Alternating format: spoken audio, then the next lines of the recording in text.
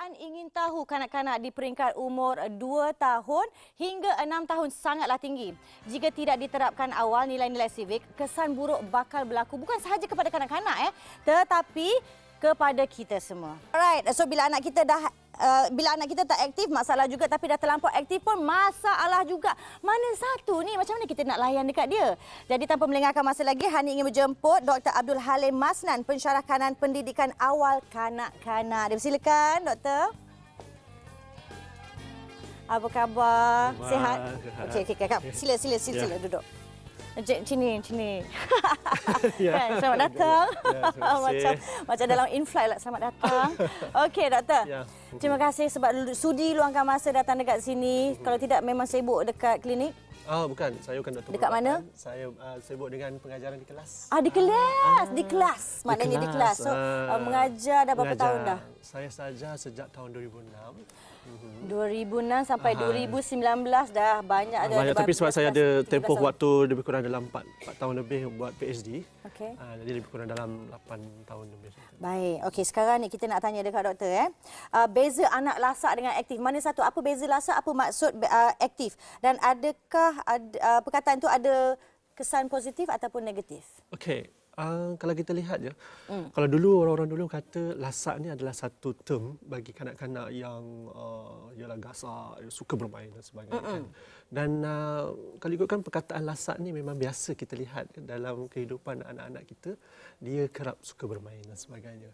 Dan dalam keadaan sekarang lebih kepada emosi, di mana kalau kita lihat bermain merupakan salah satu cara untuk menunjukkan bahawa anak-anak ini aktif. Okay. Sebab itu bila kata lasak tu sebenarnya dan sebahagian daripada aktiviti yang aktif bagi anak-anak. Okay. Cumanya lasak ni biasa kita dengar di kalangan orang Melayu lah. Okay. Tapi kalau orang-orang biasa kata aktif, anak-anak yang sentiasa berfikir dan juga dia menggunakan segala pancai dera dia untuk dia bermain dan sebagainya. Lincah betul. Lah perkataannya tu. Okay. Cuma dia akan menjadi bahaya bila dia terlalu kerap bermain tanpa kawalan ataupun kontrol, ataupun dia lebih dikenali sebagai hyperaktif lah.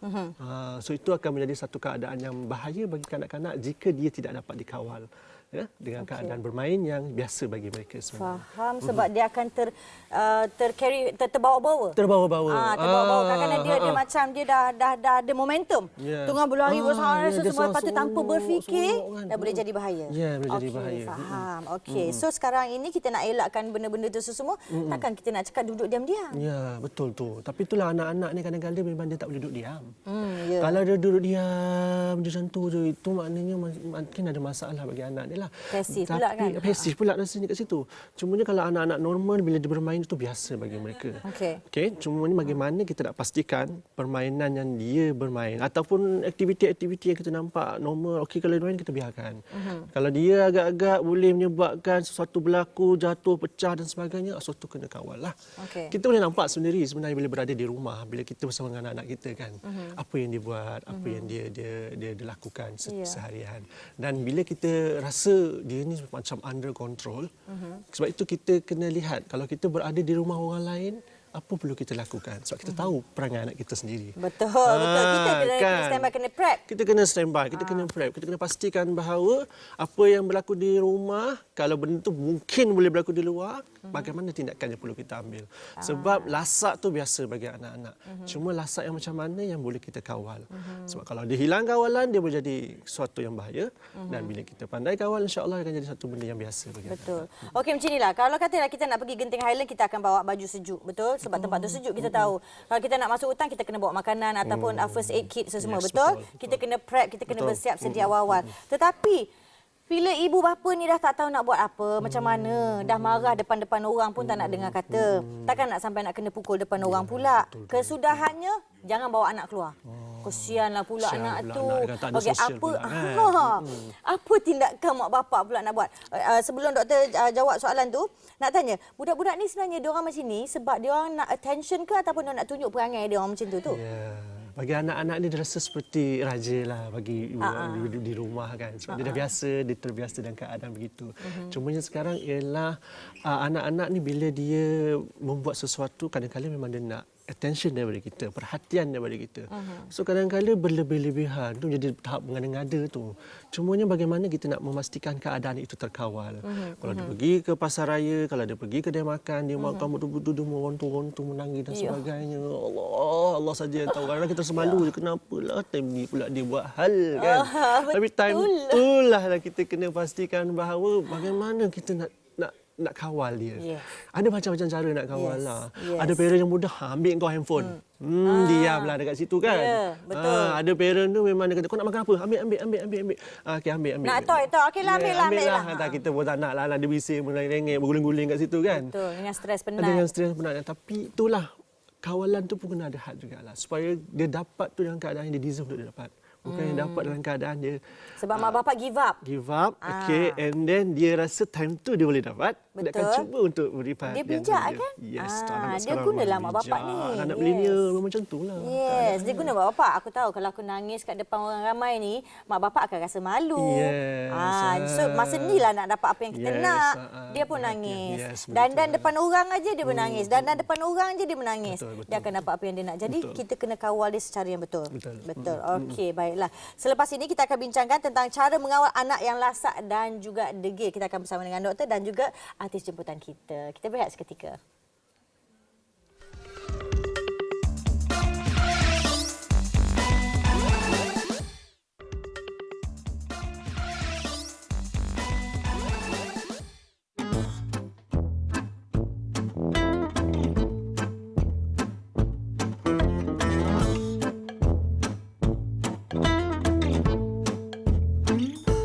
I bawa dia pergi mall, I pegang tangan dia, tapi lepas tu dia tak nak I pegang tangan dia, dia jerit kuat-kuat, semua orang tengok, ingat I pukul anak I.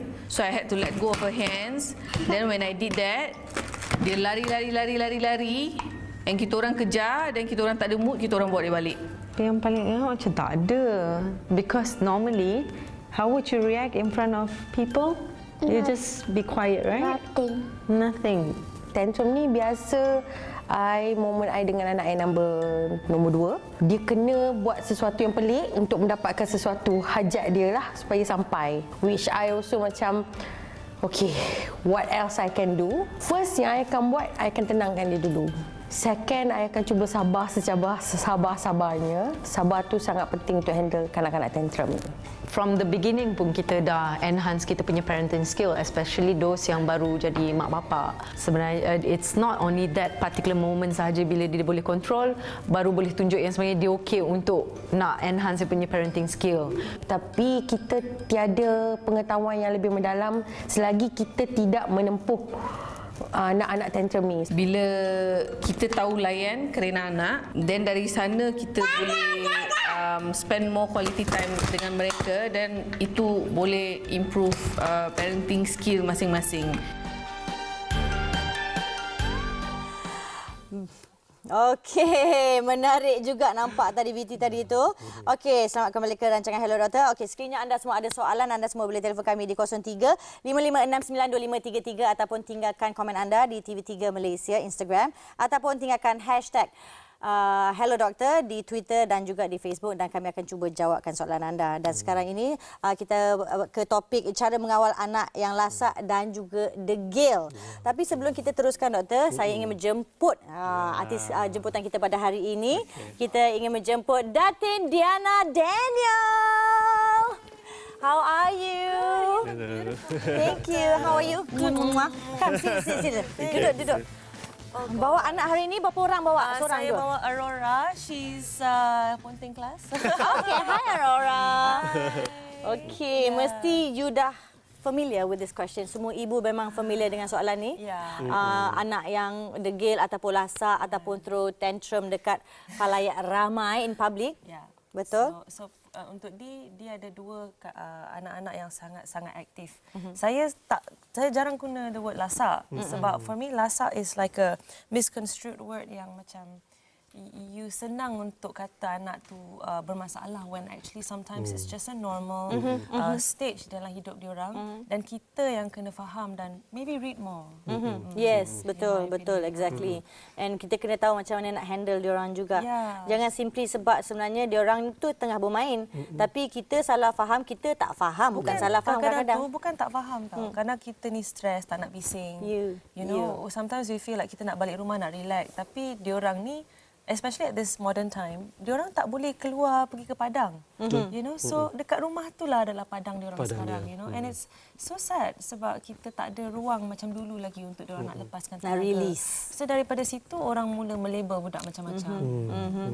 Yes, betul. Okey, so doktor, kita nak bersambung kepada doktor dengan soalan untuk disiplinkan anak. Kenapa penting agaknya untuk ibu bapa cara kita bercakap dengan mereka dan gaya you know how to handle dengan diorang. Kenapa ianya sangat penting? Ya, anak-anak ni membesar bagai Tuhan. Okay. Jadi bila dia membesar tu, dia akan memilih sesuatu yang dia rasa dia nak. Dia akan cuba meneroka, dia akan cuba ingin tahu, dia akan cuba mencari apa benda yang dia boleh puaskan hidup dia. Sebab itu bila kita sebagai ibu bapa, kita kena tahu bahawa bagaimana kita boleh membesarkan anak sama ada mengikut acuan kita ataupun kita rasa mengikut keadaan peredaran zaman. Okey. Dan penting untuk kita pastikan bahawa cara-cara yang terbaik tu ialah sekarang kita dah ada Google, ada WhatsApp, kita dah ada baca je banyak app pun banyak apps yang boleh kita belajar di situ. Banyak sebenarnya benda-benda terkini yang kita boleh belajar di situ. Semalam saya dapat tahu ada satu cara di mana kita bukan setakat mengajar anak untuk dia bermain di luar dalam keadaan kawalan kita. Kita juga boleh mendedahkan mereka dalam keadaan yang mereka bermain dengan kawalan mereka sendiri. Betul. Tapi kita pantau keadaan itu. So itu penting untuk kita kena pastikan bahawa apakah kaedah yang terbaik untuk kita pastikan kehendak yang mereka mahu, ya keinginan yang mereka ingini, lagi-lagi sekarang dunia gadget kan. Apa yang mereka nak dan sebagainya, kita perlu fulfill dalam keadaan yang terkawal. Betul. Kita kena penuhi dengan keadaan yang terkawal dan kita kena belajar untuk memastikan bahawa dengan keadaan yang mereka minta itu, kita mampu untuk membuatnya dengan lebih baik. Dan bila kita mengajar mereka, kita kena touch the point visual, auditory dan juga kinestetik, betul? Okey, macam yang ini yang ada sekarang ini, visual lebih mudah mengingati. Okey, dan sekarang ini kita ke auditory pula, sangat peka dengan bunyi ataupun audio dan lebih suka keadaan yang lebih tenang dan tak bingit. Okey, bapa harus banyakkan sebut kerana ia lebih kerap didengar, lagi cepat dia akan belajar. So basically kita akan cakap dengan dia lembut-lembut and not screaming. Bukan menjerit-jerit. And also keadaan kat rumah kita pun tak bolehlah nak bising-bising sangat. Maybe diorang bingit juga at the same time, you know, with the surrounding and that is very noisy kan. Dia suka pasang TV kuat-kuat ke, dia main game radio. Another one is kinestetik. Okay, anak kinestetik tidak boleh dilarang bila nak buat sesuatu, ibu bapa perlu menyediakan lebih banyak aktiviti dan ruang untuk melepaskan tenaga. So ada macam-macam jenis anak, yang jenis visual, jenis auditory dan juga kinestetik. Ada anak yang tiga-tiga sekali. Ya. Dalam tu ada dalam tu rangkuman. Sebab Semua tu kalau ada. kita tengok cerita Didi and Friends contohnya kan. Semua elemen ada dalam tu. Dia melihat, dia mendengar dan dia bergerak. Yes. Dan sebab itu bila anak-anak bergerak kan, Pak Mamat ada kan, ayah mah. Ya, dia bergerak. Walaupun umur 2 tahun, 3 tahun kan, dia nampak dia Semua ikut. spontan. Yes. Sebab dia nampak apa yang dia lihat di TV tu kan. Dan dia akan belajar di situ, dia akan react seperti mana orang tu dan dia cuba mula bercakap. Dan situ kita nampak bahawa perkembangan anak-anak dia akan lebih mudah sebenarnya.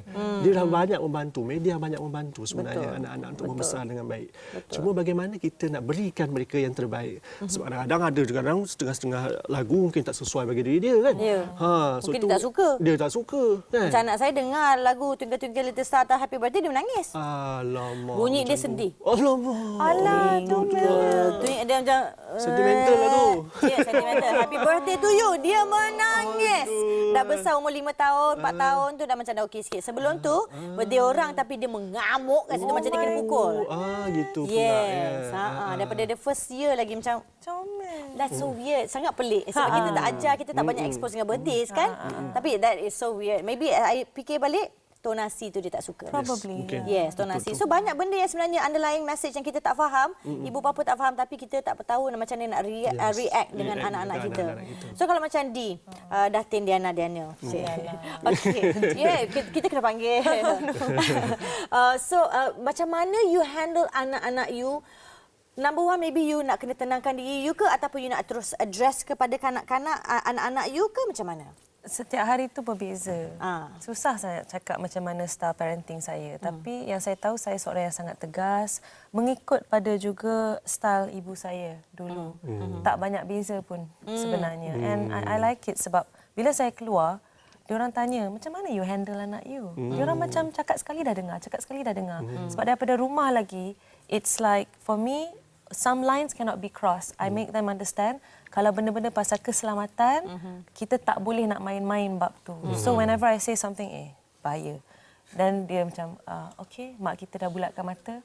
So the signal tu yang orang budak-budak sekarang dah tak ada. Signal mata, signal, you know, kita cakap sekali tu, sebenarnya dah cukup baik kalau kita mula pupuk benda tu dari rumah. Betul. So daripada bila di luar, macam mana saya handle tantrum, saya akan tanya dia, do you want this or do you want to go home? So you decide now because it looks like cara mood you ni tak berapa nak baik, balik rumah je lah. Most of the time kids tak nak balik. Maknanya kita bagi dia pilihan untuk pilih nak buat perangai macam ni. Yeah. Ataupun nak Jangan for me lah. Jangan kita layankan sangat. Kecuali kalau dia demam, kalau dia tengah takut, there's a good reason, then kita boleh layan benda tu. Tapi just because dia tak dapat apa dia nak, dia tengah orang kata kita dah plan elok-elok nak buat A, tiba-tiba dekat situ juga dia nak buat B ataupun C. Kalau anak kita 5 orang, macam mana kita nak ini nak A, ini nak B, ini nak C, ini nak D. In the end, you as a parent, you have to tell them, in the end, I decide. So you have to be fine with it or else we all go home and kita tak ada fun. You know? Maknanya ibu bapa kena ada buat perancangan dengan anak-anak dan include diorang dan sertakan mereka sekali dalam perancangan sebab mentang-mentang diorang ni kanak-kanak tak semestinya mereka tak perlu tahu mana mereka nak pergi. Ada hari-hari apa mereka nak buat. Ramai ibu bapa suka drag aja, tarik aja. Jom ikut mami pergi. Pergi mana? Tak tahu, ikut je lah. Itu yang kita boleh Itu yang bila gunakan anak mengamuk. keseimbangan yang macam okey hari ni ibu pilih, hari-hari lain where do you want to go? Yes. So dia ada sense of control lagi dalam itu. So dia rasa fair and dia rasa dia didengar. Yes. And also kita bagi dia pilihan untuk membuat pilihan. So bila Sebenarnya itu budak boleh memilih. dah besar pun dia pandai pilih. Kalau kecil pun kita boleh bagi dia pilih. Memang boleh, memang boleh. Tapi yang ni doktor, bila mak dekat kat luar dia dengar kata, kat rumah pula dia tak nak dengar kata. Kita bulatkanlah mata, bulatkan segala benda pun. Kita dah bulatkan tangan, cakap pinggang macam ni pun dia tak nak dengar juga cakap apa tu, macam mana kita nak buat. Macam mana kita nak kawal. Suruh What do we tidur. do? Yes, kita tengok yang kalau cerita-cerita superhero, Batman contohnya kan. Di luar lain, di dalam lain. Ya. Macam tu lah anak kita sebenarnya. Dia macam superhero lah Ya, sebenarnya. langit dan bumi. Beza dia. Cumanya kelebihan dia ialah bila dia di luar behave, alhamdulillah untuk kita semua. Yes, bagus. Berbanding kalau anak kat luar teruk daripada apa yang berlaku di dalam kan, Nampak dalam kita rumah. elok sangat. Elok, mak pun dipuji. Yes, betul. Bagusnya. Okey, itu biasa bagi anak-anak sebab dia dah tahu tu dunia dia. Di rumah itu adalah dunia dia. Di rumah itulah dialah raja di rumah. Sebab dia kadang-kadang dia boleh mengatur peraturan itu. Sebab itu kadang-kadang kita perlu penting untuk menetapkan peraturan yang kita sama-sama konsensus bersetuju. Bapaknya pun kena ada, anaknya pun kena ada. Kita pun akan bersama-sama bincang. Okey, sepatutnya apa peraturan-peraturan yang perlu Don What and is acceptable yes, do and what is The do's and don'ts buat dan jangan buat. Maknanya buat mesyuarat agung. Yes, Mak bapak semua kena ada duduk sini, penting. Bibik-bibik pun Tak sekali duduk kisahlah sini. kan budak 2 tahun, Tukang 3 kebun tahun. pun ajak sekali ya. Maknanya dia tahu ini serius. Ya, diorang pun tahu. Dia selalu rasa budak-budak takkan faham, takkan nak. But actually ya Allah, diorang Dia lagi bijak dari kita. Dia orang pandai. Dia campak barang, mami kutip. Yang nak bila tak balik, campak barang. Dia seseronok. Dia seseronok kan. Sebab kita asyik kutip je. Dia lagi pandai. Sebab itu kita kena pastikan bahawa setiap apa yang kita cakap dengan anak ada faktanya. Bukan benda tu main sembrono kita cakap dengan mereka. Setiap benda yang kita beritahu mereka, kenapa kena buat macam ni, kenapa kena buat macam ni. Sebab mereka kena, kadang-kadang mereka tak faham. Benda tu perlu untuk mereka ikut arahan. Sebab di sekolah memang ada arahan.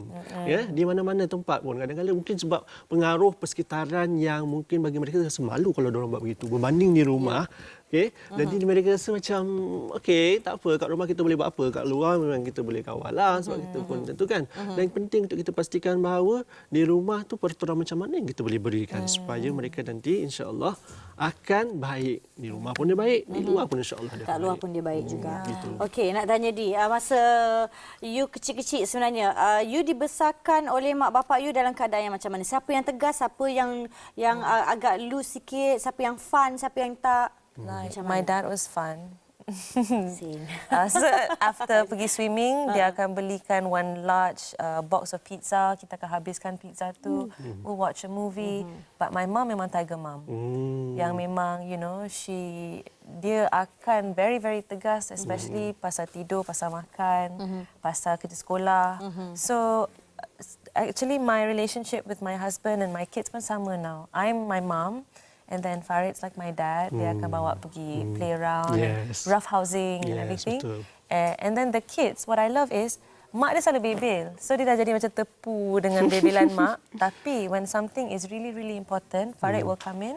And then dia orang macam, oh, ya ke? Bila ayah dah bersuara, maksudnya I'm dead. Saya ni memang kena dengar cakap. So I love that power play yang ayah tak perlu ke depan sangat. Sebab kudrat ayah sangat besar. Kalau selalu, diorang akan selalu nampak, alah ayah selalu je marah-marah. Dan there's no power for the apa yang ayah kita cakap. For me, benda kecil-kecil biar mak handle. Benda-benda yang serius, tak apa. That's when the father can come in and like, this is where I draw the line. Your mom and you, your mom and I love you so much. Maknanya ini dah jadi vicious cycle juga. Sebab apa tahu? Bapak senang malah lah nak apa bisingkan budak-budak ni, aku belikanlah dia pizza. Contoh patut, tapi mak yang kena handle homework, mandi, makan. Yang messy-messy tu. Yes, everything. Tapi contoh because ini lumrah. Sebab bapak pergi kerja, you know, and bapak tak punya time, it's precious, right? Betul. So bila dia jumpa, dia macam, okay, this is, sebab dia tak tahu perangai baru yang tercetus bila budak tu develop apa perangai baru dia, apa yang dia suka baru, apa yang dia tak tahu baru. So is it okay untuk kita setkan siapa good cop and siapa bad cop? Nampak gayanya dua-dua kena ada. Dua-dua pihak kena compliment each other. Tapi kita perlu sedar bahawa ibu ni peranan dia memang besar dari segi arahan. Pengarahan dia tu. Dia kena bagi segala-gala bentuk arahan yang ada faktanya dan ada juga sebab apa benda tu perlu dibuat begitu. Bagi bapa dia ni banyak action. Dia tak banyak cakap. Jadi tindakannya banyak dalam keadaan yang berbentuk perlakuan. Sebab itu bila bapak buat macam ni ke, macam tu ke, macam tu ke, macam dia kan. Macam bab keselamatan, saya boleh nampak naturally memang lelaki akan tu bahaya. Begitu. Tapi itu memang itu memang semua orang dah tahu dah. Okay, aunty, even kawan-kawan okay, aunty Hani is here, everybody stand by. Semua dah tahu dah. I akan bagi brief untuk safety first. Okay, banyak lagi kita nak bincang dekat sini, tapi sekarang ini apa kata kita berehat seketika, makin rancak nampaknya.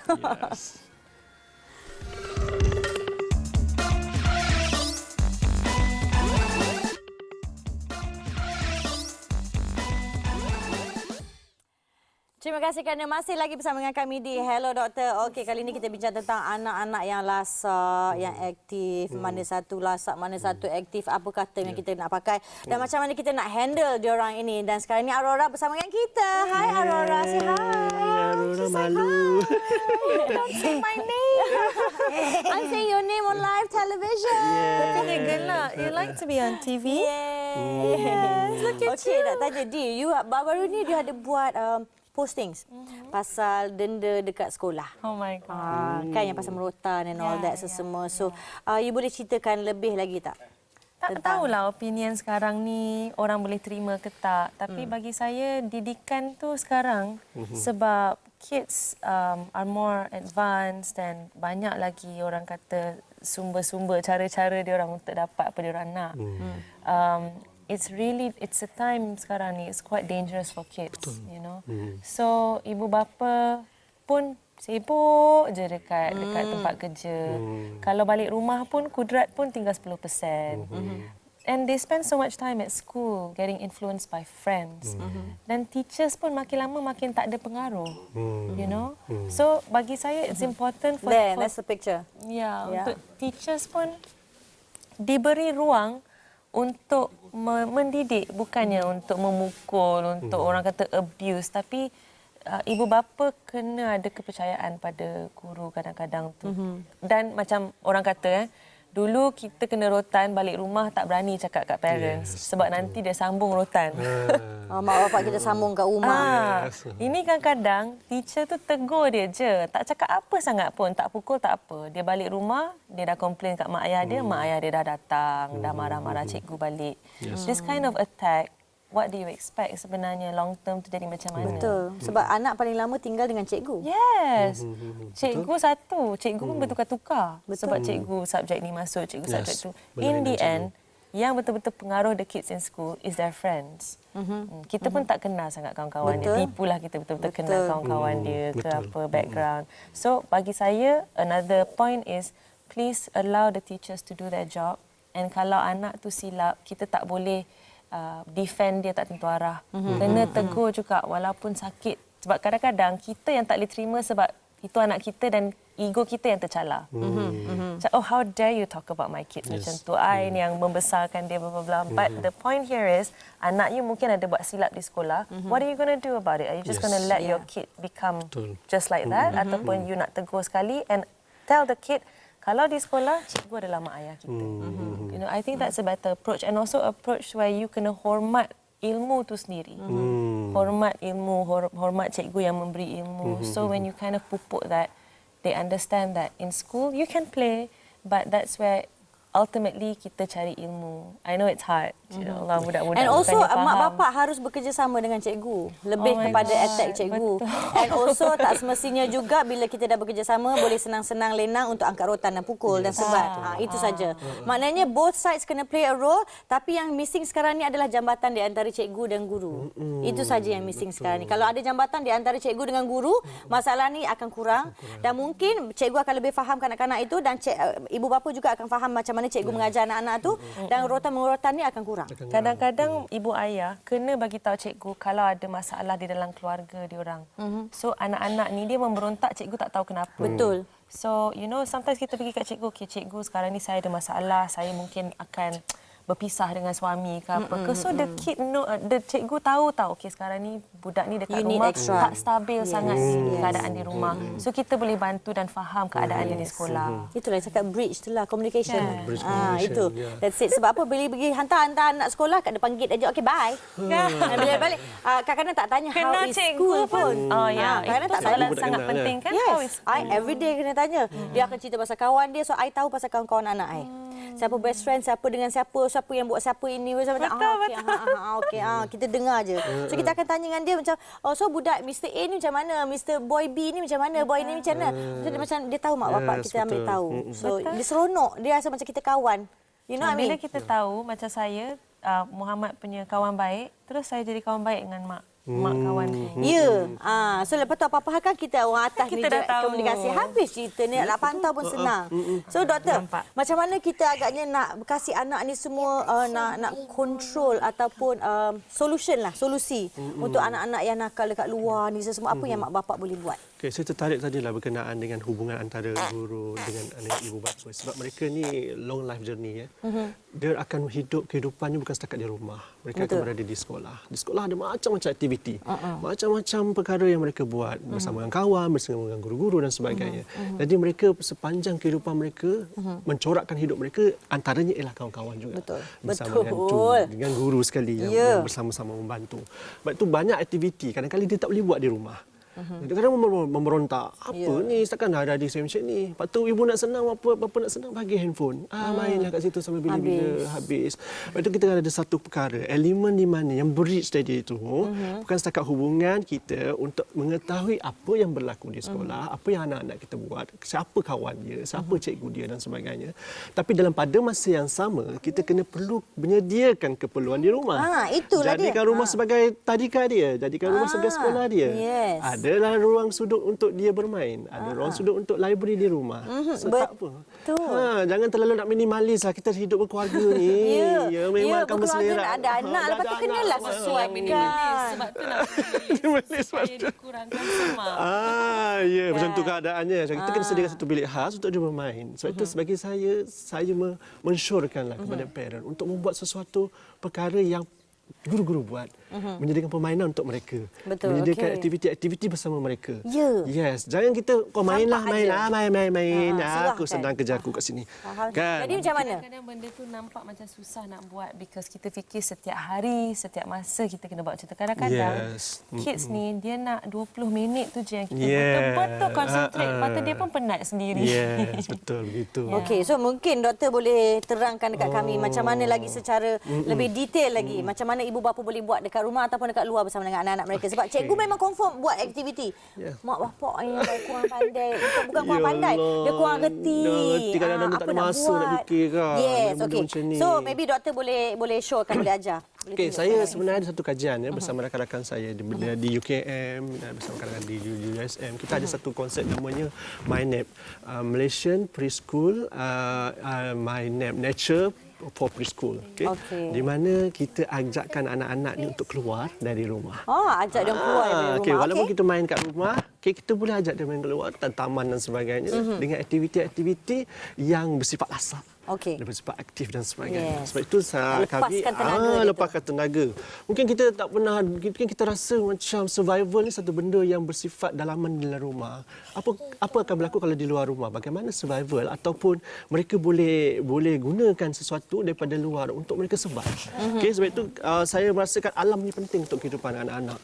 Bila anak tak bersama dengan alam, dia akan rasa tak penting lah, tahu lah sebagainya kan, tak ada benda, pokok je, biarlah environment tercemar dan sebagainya. Jadi kita keluarkan satu ni macam cerita kau orang pernah tengok Dora Explorer kan. Dia ada bawa beg, dia bawa pergi jalan-jalan dan sebagainya. So kita pun akan di dalam beg ni kita akan sediakanlah peralatan-peralatan dia untuk dia beraktiviti kan. Ini saya beli pun benda ni simple aja. Sendiri, tapi I tak adalah terfikir nak letak dalam beg ni. Buat beg macam ni kan. Ada magnificent glasses di sini kan, boleh tengok kan.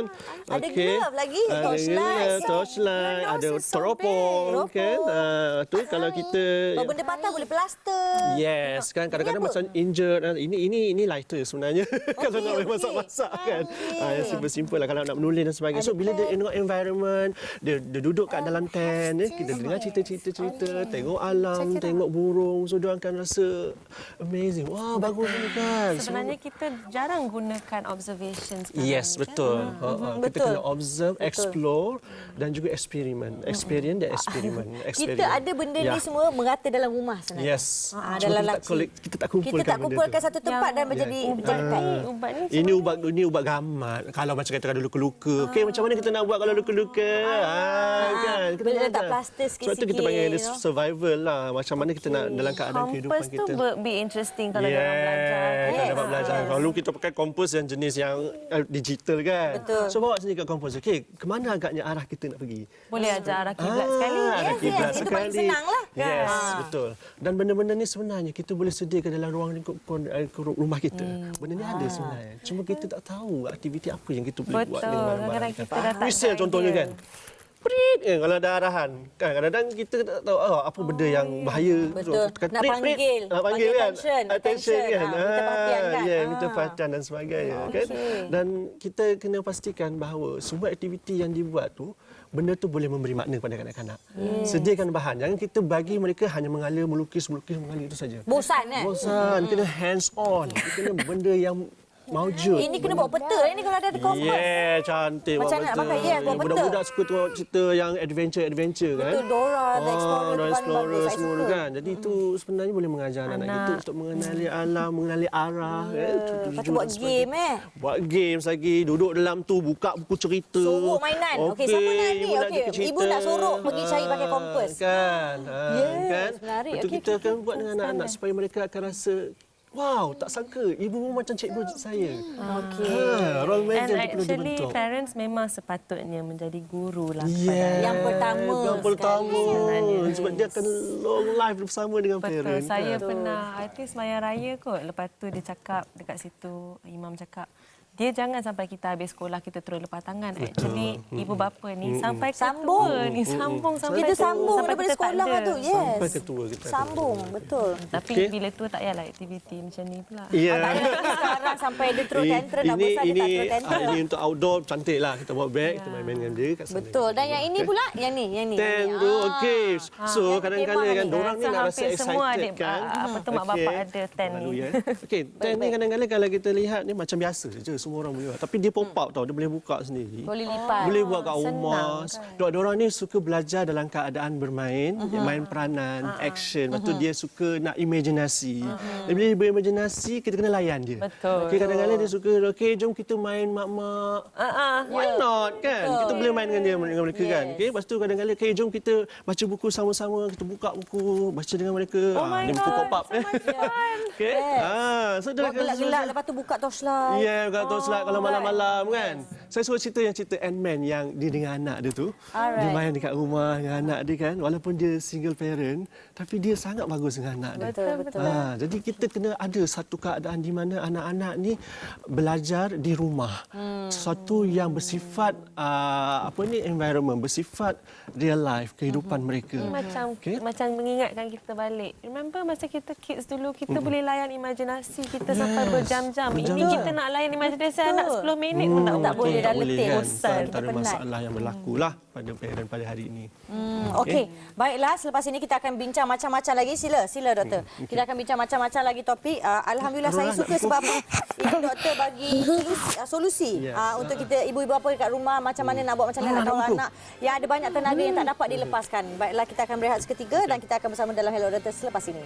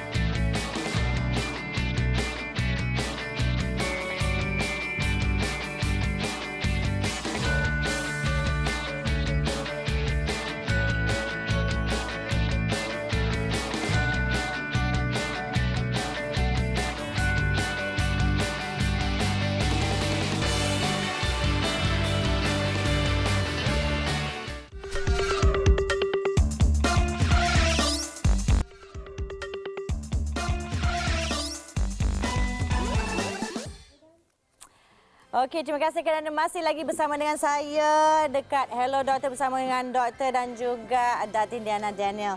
Baiklah, kepada anda semua, jangan lupa untuk saksikan I Can See Your Voice musim kedua yang dihostkan oleh Syuk dan juga Sean Lee. Selain daripada itu, program ini akan menampilkan panel penyiasat yang dibarisi oleh Jihan Musa, Mark Adam dan juga Silen Paul pada setiap hari Ahad pada pukul 9 malam hanya di TV3. Okey, The Sherry Show, penghibur hati anda, dah juga kembali lagi satu rancangan ni dengan stylenya, kelucuannya dan juga aksi spontannya bersama tetamu-tetamu jemputan bakal membuatkan anda terhibur dan juga tersenyum.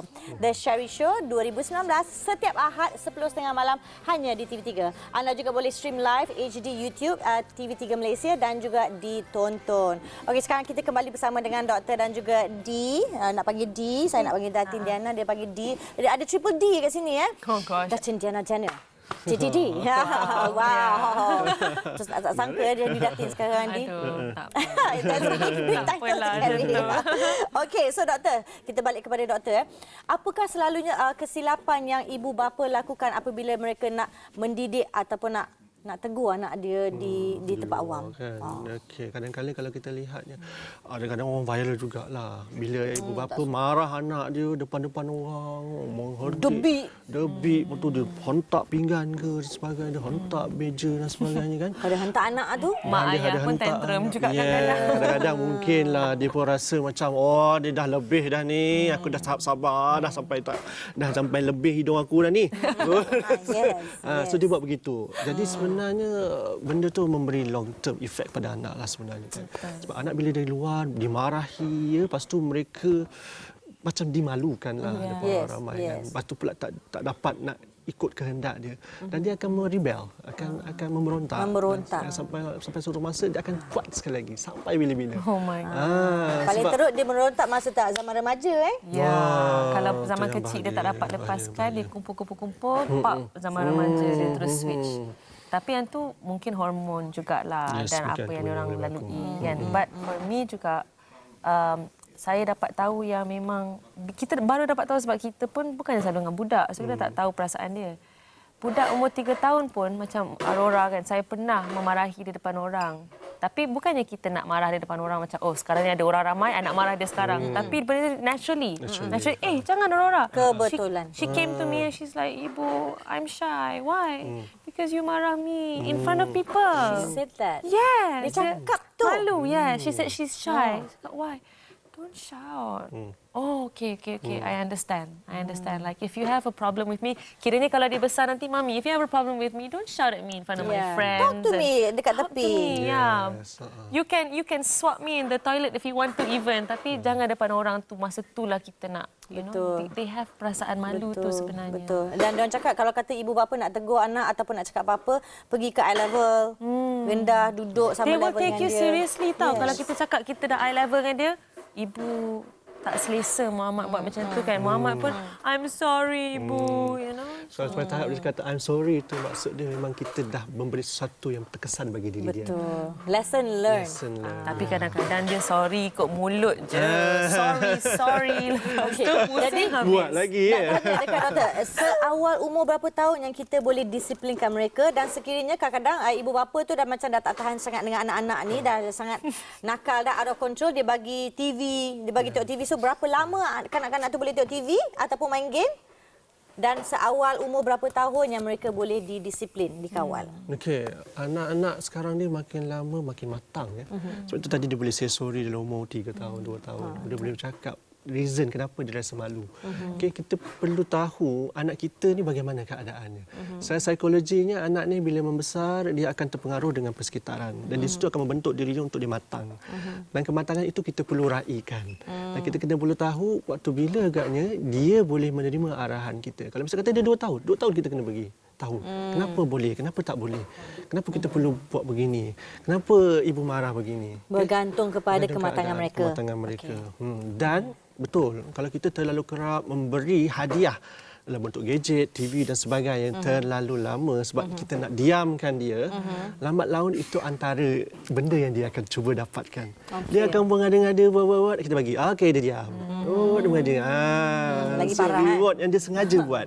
Lepas tu kita kena pastikan, yalah budak-budak dia pandai berlakon kan. Kita je pandai berlakon, mereka pun pandai berlakon, okey. Lepas tu kita kena pastikan bahawa tak semua boleh dia dapat. Okey, dapat pun bersebab. Okey, dia deserve it sebab dia buat sesuatu yang bagus. Dia tak deserve sebab dia tak buat satu benda yang bagus. Lepas tu kita kena pastikan setiap elemen yang bagus dan tak bagus tu kita kena cerita kembali. Ingat tak dulu masa Aiman buat benda baik? Ingat tak dulu adik buat masa benda yang nakal-nakal tu? So kita kena keluarkan balik supaya dia akan okey, yang ini baik, yang ini tak baik dan sebagainya. Okey, give them reward. Dan kalau ada masalah, kita bukan punish yang jenis pukul lah. Kita punish jenis yang boleh supaya dia terima bahawa oh ini tak baik, ini tak perlu dibuat dan sebagainya. Kita take away apa yang orang kata bila kita nak punish anak kita, kita harus take away apa kemewahan yang dia dapat. Oh, selalu. Maknanya itu cara kita nak punish dia. Contohnya kalau setiap hari Sabtu aja dia boleh tengok TV, tapi dia nakal tu hari Khamis. You buat lagi sekali. You buat lagi sekali hari Sabtu ni you tak dapat tengok TV. Terus tengok dia. Terus dia takut. Okey, jangan kita pukul dia. Maknanya kalau kita pukul dia, dia takkan belajar. Dia akan rasa sakit saja. Jadi kalau kita nak ajar dia, kita tarik kemewahan yang dia ada. Kelebihan yang dia ada. That's how we try to teach them. Okey, baiklah. Terima kasih. Maybe ada tips yang pendek yang doktor boleh share dengan peminat dan also D boleh share dengan peminat tips short one kita nak ambil dah. Okey, sebenarnya kita ni sebagai parent kita kena tahan ego kita. I suka, terima kasih doktor. Betul. Itu mengingat kepada saya juga. Ya, sebab kadang-kadang kita terasa macam kita betul semua. Ya. Dan kita rasa macam anak kita salah. Sebab dia budak, aku dah tua. Akulah berkuasa. Aku parent you. You kena dengar cakap aku. Dan kita tak tahu bahawa dia pun belajar. Yes. Dan dia boleh dapat semua segala perkara dalam handphone. Betul. Dan dia kata, ibu cakap salah tu. Dan kita jangan kata, tidak, I am betul, saya betul. You kena jangan cakap ibu. So kita kena pastikan bahawa ada benda yang kita mungkin kena dengar dia cakap. Betul. Dan ada juga benda yang mungkin minta supaya dia dengar kata kita sebab benda ni penting. Nanti adik dah besar, nanti kan kalau adik buat benda yang salah, habis kita nanti. Kan? Baiklah, so maknanya kita letakkan ego kita ke tepi. Dan okey, D, very short tip. Ya, bagi dia just baca dan baca lagi and always refer to people yang lebih tahu. So from there kita akan lebih confident as a parent. Baca dan baca. Okey, dan lagi satu saya nak tinggalkan dengan pesanan arwah atuk saya dulu. Dia cakap kecil tak semestinya anak, besar tak semestinya bapa, kecil tak semestinya salah, besar tak semestinya betul. Bila anak kita lahir, kita ingat you lah dunia mami belajar banyak benda daripada you, tapi umur 3-4 tahun dah tak tahan dah. I aja yang salah betul. So we must always remember kecil tak semestinya salah, besar tak semestinya betul. Dan apabila ibu bapa telah akan meletakkan ego mereka ke bawah, anak akan appreciate that dan dia juga akan meletakkan ego mereka ke bawah sebab mereka sayang dan mereka akan sayang kita lagi banyak dan mendengar kata-kata kita lagi. Okey, terima kasih banyak-banyak kepada doktor. Terima kasih juga kepada Dee. And minggu depan jangan lupa temu janji kita pada hari dan waktu yang sama di Hello Doctor. Assalamualaikum and bye-bye. Bye-bye. Say bye-bye.